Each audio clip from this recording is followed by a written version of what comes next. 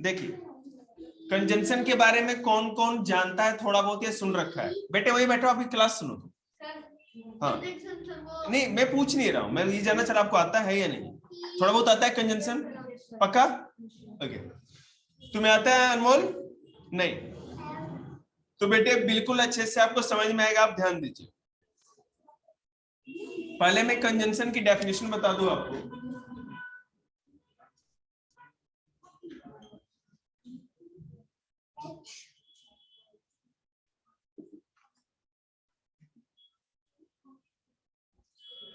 A conjunction is a word which joins two or more than two words, phrases, clauses and sentences. मतलब कि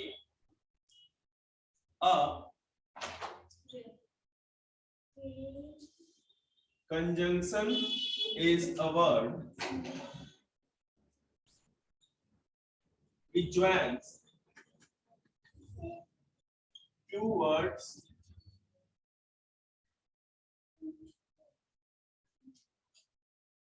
ठीक है दिख रहा है, which joins two words, two phrases or two sentences. Sir phrases मतलब क्या होता है? अब शांत रहिए, मैं बता रहा हूं, बताने दीजिए। देखो मैं कुछ लिख के दिखाता हूं। Ram go to market, goes to market with his father. बताओ बिल्कुल। अब यहां ध्यान देना, मैंने आपको कहा कि दो वर्ड को, दो फ्रेजेस को या दो सेंटेंसेस को जोड़ता है। यहां पे ये दो फ्रेजेस को जोड़ रहा है। फ्रेज क्या होता है? हिंदी में उपवाक्य कहते हैं। राम गोज टू, पूरा का पूरा देखिए सेंटेंस तो नहीं है। राम गोज टू पूरा सेंटेंस नहीं हो रहा है ना, टू मार्केट एक ही सेंटेंस है, तो मतलब एक ही सेंटेंस और एक ही फ्रेज। हिज फादर मतलब एक तरह से ये फ्रेज है, सेंटेंस का हिस्सा। एक पूरा का पूरा जो वाक्य लिखते हैं वो जिन टुकड़ों से मिलके बना होता है। एक सेंटेंस में क्या होता है मैं आपको बताता हूं। पहले तो वर्ड्स होंगे, सब्जेक्ट वर्ब ऑब्जेक्ट ये सब होगा। ये देख रहे हैं सारे अलग अलग वर्ड्स हैं, इंग्लिश के वर्ड्स। एक तो वर्ड्स होते हैं, एक सेंटेंस में वो वर्ड्स से मिलके बना होता है, और जब दो या तीन वर्ड्स के ग्रुप हो जाते हैं तो वो क्या हो जाएगा, उसको फ्रेज कहते हैं। ठीक है, समझ में आ रही बात आपको? फिर से ध्यान दो, कोई भी सेंटेंस पहले वर्ड से होता है। राम इज अ बॉय, अभी कंजंक्शन भी भूल जाओ, मैं और भी बेसिक आपको समझाता हूं, इसको छोड़ो। दूसरा देखो,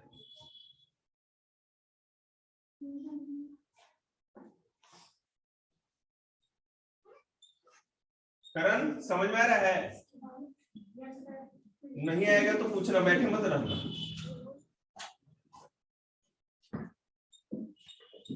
Ram is an intelligent student.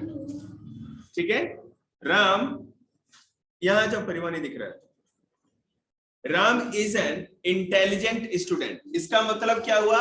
Ram एक इंटेलिजेंट स्टूडेंट है, तुम नहीं। अब देखो ये पूरा सेंटेंस है, ये पूरा कंप्लीट है ना। राम एक तेज स्टूडेंट है या इंटेलिजेंट स्टूडेंट है, तो ये पूरा सेंटेंस है, हमें पता है। अब ये सेंटेंस बना किससे? इसमें बेटा देखो ये सब्जेक्ट है, ये वर्ब है, ये एडजेक्टिव है, और ये क्या हो गया? ऑब्जेक्ट। हाँ एंड भी लिख देते, आर्टिकल है। इतने अलग अलग चीजों से मिलके बन, a and the, is a doing verb. ठीक है, is, are, am, was, were, have, has, had, do, does, did, ये सारे वर्ब्स ही होते हैं, इसको डूइंग वर्ब करते हैं। राम एक तेज स्टूडेंट है, होना भी तो एक काम है ना। हो गया? ठीक है, अब A for apple, B for ball, वो सब लिख के दिखाओ। नहीं समझ रही हो ना, इसको करो, कुछ करो।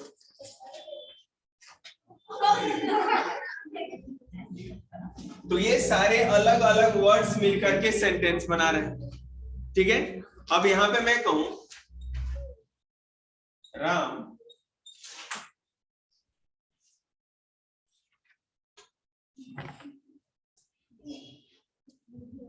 Mukesh gave me a book and I and an input। ये पूरा का पूरा एक सेंटेंस हो गया, और ये एंड जो है ये आपका कंजंक्शन हो गया। एंड ठीक है। और उधर एक छोटा सा फ्रेज हो गया, मतलब दो वर्ड्स के मिलने से या दो से अधिक वर्ड्स के मिलने से एक फ्रेज बनता है। फ्रेज उसको कहते हैं जो अपना पूरा मीनिंग नहीं रखता। एन इनपुट कोई मीनिंग तो नहीं रखता, पूरा नहीं रखता ना, ठीक है। एंड हाँ, ऊपर वाले में ये नहीं है, इसको मैंने कंजंक्शन उसमें नहीं बनाया। जो दो सेंटेंस को जोड़ते हैं, या तो दो सेंटेंस को जोड़ेंगे, दो वर्ड्स को जोड़ेंगे, या दो फ्रेजेस को जोड़ेंगे। चलो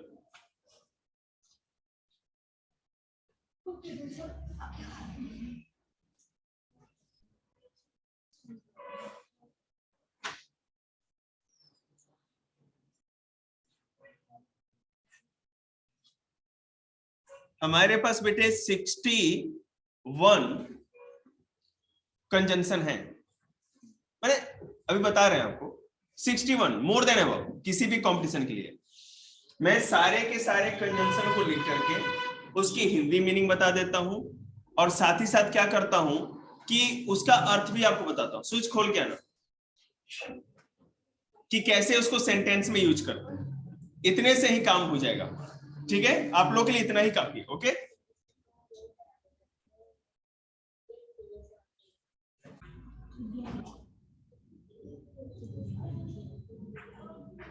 यहाँ पे आपको दिख रहा है कुछ कंजंक्शन मैंने लिख रखे हैं, मैं हट जाता हूँ। आप लोग जब घर पे वीडियो देखेंगे ना, तो वीडियो पॉज करके एक स्क्रीनशॉट ले लेना, और नहीं तो मैं इसका है ना ओरिजिनल पीडीएफ भी भेज दूंगा। हाँ, दिक्कत है बेटे, बुक है मेरे पास पूरी, ठीक है ना, तो वो तो जा ही नहीं सकते पूरी बुक। देखते हैं कुछ हो पाएगा तो। अब देखो कंजंक्शन में मैंने and, as well as, otherwise, किसी को लिखने की जरूरत नहीं, घर पे लिखना है सारा। अदरवाइज और एल्स, देयरफॉर, सो, आइदर और, नाइदर, नॉट, बोथ, एंड। मैंने अभी 10 बताया आप लोग, 9। अब देखो वहां पे बोर्ड पे नहीं, बहुत सारा। अब देखिए एंड जो है इसका मतलब हम लोग जानते हैं, Shyam and Pankaj has come, full stop लगाया है मैंने, छोटा सा आप लोग दिख नहीं रहा, कोई बात नहीं लगता है।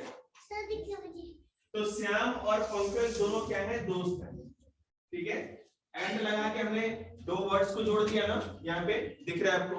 एज वेल एज मतलब और भी, he has beaten me as well as abused me, मतलब कि उसने मुझे मारा है और पीटा भी है। उसने मुझे मारा है और पीटा भी है। स्विच खोल के आइएगा सर। पीटन मतलब पीटना, अब्यूज मतलब गाली दे, सॉरी हाँ, उसने मुझे पीटा है और, जूते खोल के, जूते खोल, उसने मुझे मारा है और अब्यूज भी क्या है, गाली भी दी है। अदरवाइज मतलब नहीं तो, labour hard otherwise you will fail, कड़ी मेहनत करो नहीं तो फेल हो जाओगे। समझ में आइए, इसका जो इंग्लिश में मैंने लिखा है ना, इसकी हिंदी भी वहां लिखी है सेंटेंस, मैं आपको दूंगा। आज 2:30 बजे तक इंग्लिश चलेगा, ध्यान से दीजिए कंसंट्रेशन करा। और एल्स मतलब नहीं तो, ये हरी अप, और else you will miss the train, जल्दी करो नहीं तो ट्रेन छूट जाए। अरे शुभम और पंकज आ गए, आ चुके हैं। Therefore मतलब कि इसलिए, mister Ram was ill, therefore he has not come। Mister Ram बीमार हैं, इसलिए वो नहीं आ पाए, या नहीं आए, ठीक है ना। मिस्टर राम बीमार हैं इसलिए नहीं आ सके। So मतलब उसका मतलब भी इसलिए ही होता है आई रीच द, बेटे आप अपना ध्यान दो ना, देखो कैसे सीखो कर लेगा। I reach the station late so I miss the train, मैं स्टेशन देर से पहुंचा इसलिए ट्रेन छूट गई।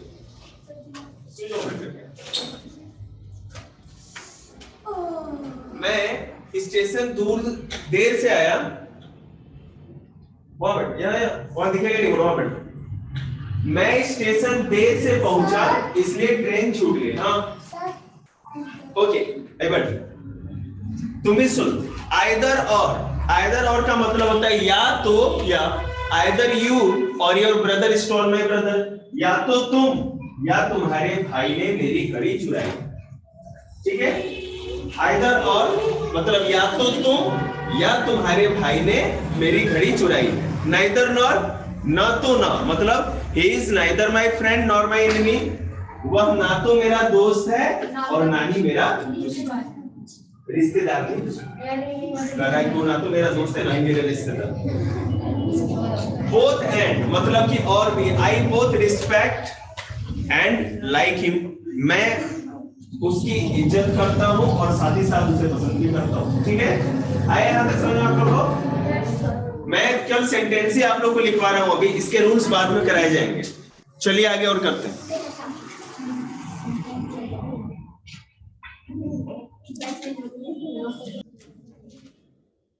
अब देखो इसके आगे देखो, ध्यान दो आप लोग।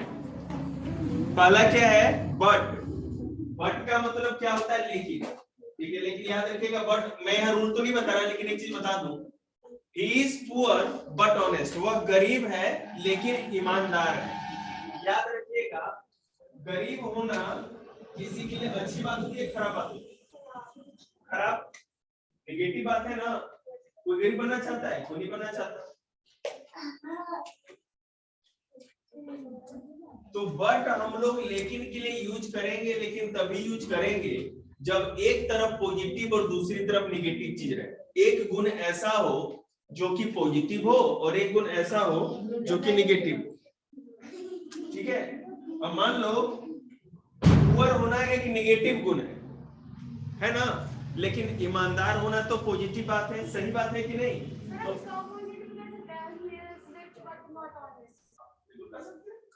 ये भी हो सकता है। तो कहने का मतलब है एक तरफ पॉजिटिव दूसरी तरफ नेगेटिव होगा तभी बट लगता है। आगे और मतलब या आई लाइक ऑरेंज और ग्रेप्स, मैं या तो ऑरेंज या तो फिर अंगूर, मतलब जो भी ग्रेप्स है उसको पसंद करता हूँ। वेयर फिर क्या मतलब कहाँ, स्टे वेयर यू आर, ये तो फिर धमकी हो जाएगी ना, मेरे लिए देना अच्छा है। जहां हो वहीं खड़े रहो। ठीक है, sit where you are, stay मतलब खड़े हो या ठहरे रहो, खड़े रहो।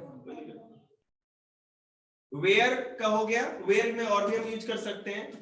वेयर एवर मतलब जहां कहीं भी, wherever you go, wherever you go,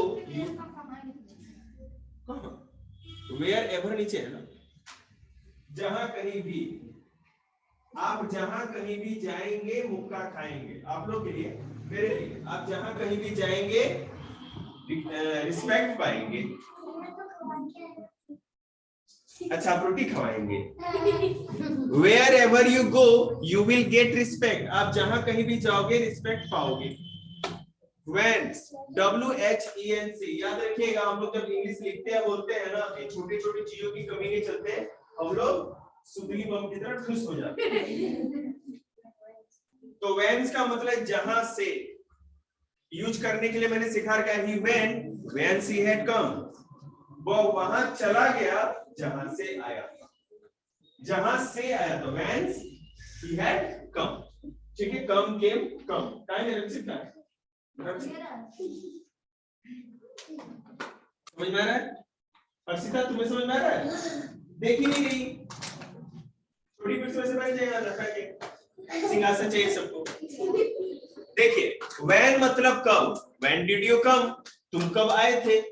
when मतलब कब, किस समय, when did you come, और ऐसे कोई भी सेंटेंस बना सकते हैं आप लोग। when did you come मतलब आप कब आए थे। उसके बाद whenever, जब चाहे। whenever का मतलब होता है जब चाहे या चाहे जब।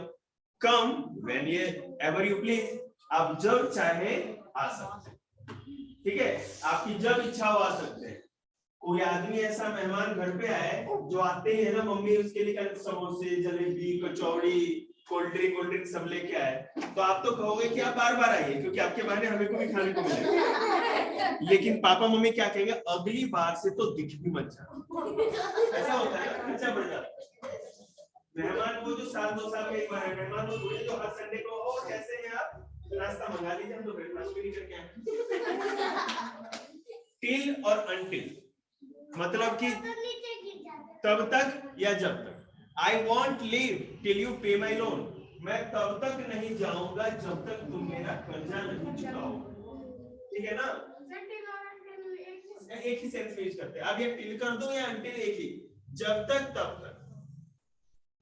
हर बच्चा इन सेंटेंस को छोड़ करके जितने भी प्रीपोजिशन में लिखवा रहा हूं उस पे 2-2 सेंटेंस बना करके लाएगा। हाँ, फिर 6 को बढ़ा दे, 6 बना दे क्यों नहीं, 4th 5th 6th 3rd 2nd जिसको आता है सब बना के लाएंगे। मिनिमम 2-2 सेंटेंस, आप चाहे तो 20 बना के ला सकते। इसी पे जैसे मैंने बोला ना while, जब तक तब तक, मतलब strike the iron while it is hot, लोहे को तब तक पीटते रहो जब तक वो लाल। अगर वो लाल नहीं है मतलब कि ठंडा हो गया, फिर लोहा पीटोगे तुम पिट जाओगे, कोई फायदा नहीं है कि नहीं। लोहा गर्म रहेगा तभी तो हम थोड़ा मारते हैं ना, तो ठंडा होगा ना। हाँ, तो फिर कोई फायदा नहीं। बिकॉज मतलब क्योंकि he did not go to school because he was ill। हम लोग जो इंग्लिश लिखते हैं बोलते हैं, तो रूबी का जमाना गया, आप इस तरह से इंग्लिश सीखेंगे तब आपका कुछ होगा।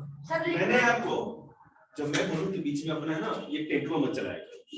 19 मैंने अभी आपको बताया, अभी और बताएंगे आपको। हर प्रीपोजिशन के ऊपर खुद से 2-2 सेंटेंस बना के लाना है। जिसको बहुत ज्यादा दिक्कत हो बनाने में वो हिंदी में भी लिख के ला सकता है, इंग्लिश में। बोलिए इसमें 2-2 लोडिंग की ऑप्शन होगा कहां, when did you come.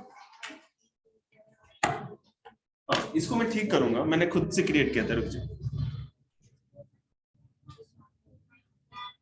When का एक और लिख सकते हैं,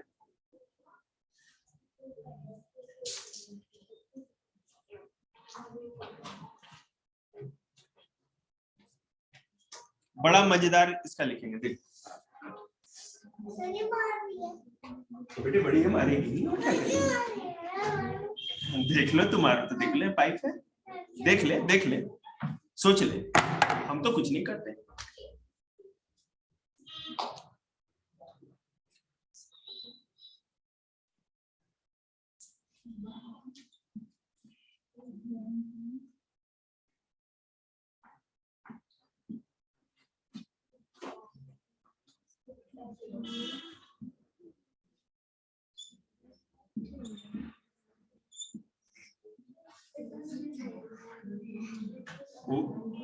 When the father is away, जब पापा घर के बाहर होते हैं बच्चे खेलते हैं, तो बच्चे उधम मचाते हैं ना, जुड़ गया।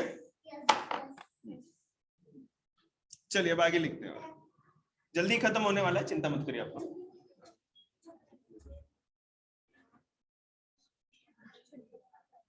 बेटा एक्टिव पैसिव वॉइस जो है आप लोग का, और नरेशन मतलब कि डायरेक्ट इनडायरेक्ट स्पीच जिसको करते हैं।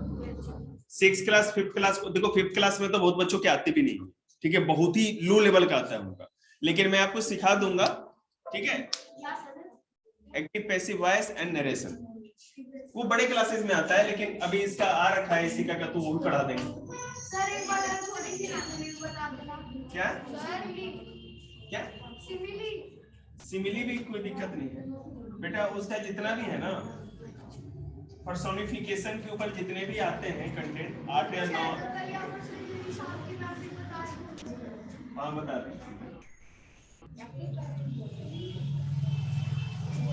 आपके बुक में है ना सिमिली, बुक में है नहीं, उससे नहीं होगा, ग्रामर से मैं कराऊंगा।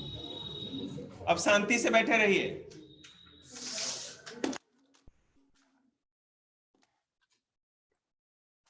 समझ में आ रहा है आपको? गुड।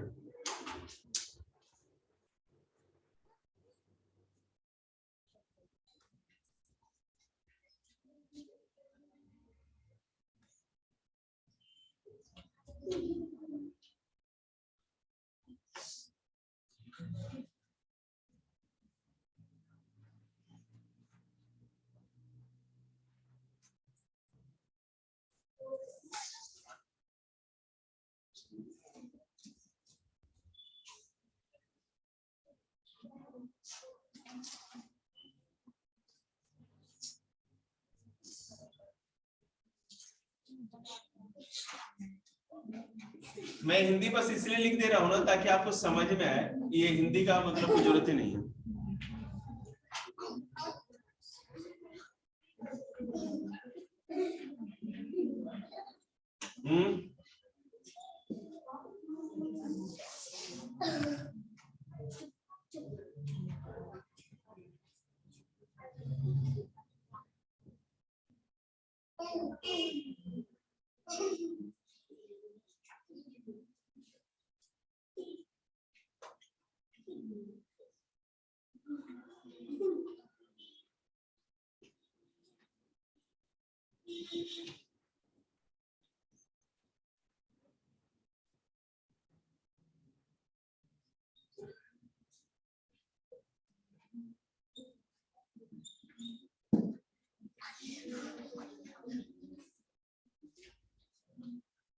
मेढक खा लिया है क्या? हर दूसरे सेकंड में फुदकता रहता है। तब छोटा बच्चा ये क्या करेगा? ये छोटा बच्चा है। नहीं, इसकी तो मूछें आ गई। अब प्रदीप नाई के पास ले जाके सेविंग कराओ इसकी। देख ले, इससे बड़ी है तू अपना भी एज संभाल लिए। फिर तू कितने की होगी? 50 की होगी फिर तो। वैसे रूडी अच्छा बच्चा है, कभी कभी इसको दौरे पड़ते हैं।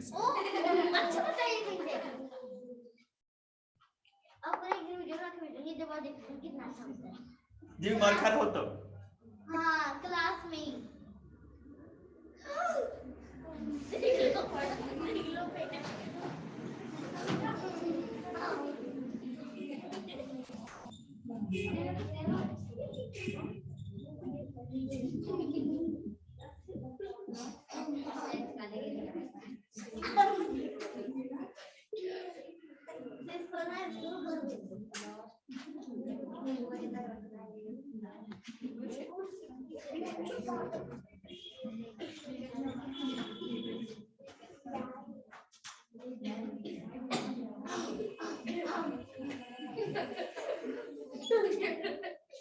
ग्रामर की बुक लाए हो? क्यों आए हो? तो पता है ग्रामर का क्लास है तो ग्रामर की बुक लेके आओ ना, तुम्हें पढ़वाना है अपना।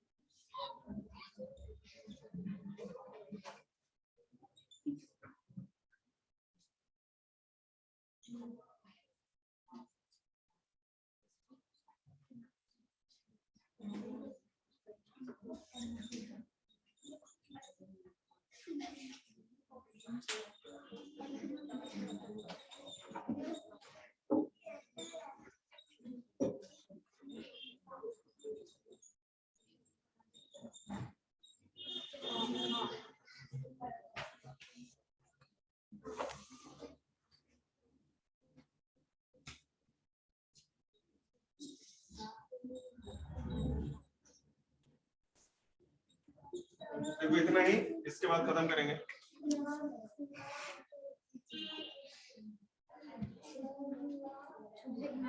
देखो अभी आपको बोर्ड पे दिख रहा है, लाडो फोन पे मिल जाएगा बेटा, कोई दिक्कत नहीं है, इससे ध्यान दीजिए। पहला है सिंस। हम लोग सिंस और फॉर का यूज है ना अपने टेंस में भी करते थे, आप लोगों को सिखाया था।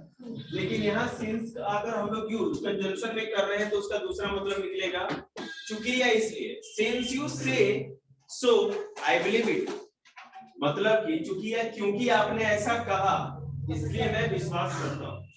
आपने ऐसा कहा इसलिए मैं आप पे विश्वास करता हूँ।